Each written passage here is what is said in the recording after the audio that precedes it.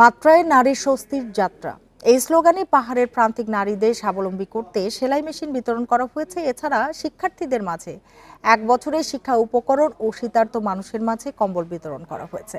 বুধবার দুপুরে মাত্রার উদ্যোগে জেলা পুলিশ লাইন্স স্কুলে 200 পাহাড়ি নারীর মধ্যে এসব সামগ্রী বিতরণ করা হয়েছে। মাত্রার প্রতিষ্ঠাতা সাবেক অধ্যক্ষ ফেরদৌসী পারভিন বলেন, পুঁজির অভাবে অনেক দরিদ্র নারী উদ্যোক্তা হতে পারছে না। পাহাড়ের প্রত্যন্ত গ্রামের অসহায় নারীদের স্বাবলম্বী করতে এসব উপকরণ ও সেলাই মেশিন বিতরণ করা হয়।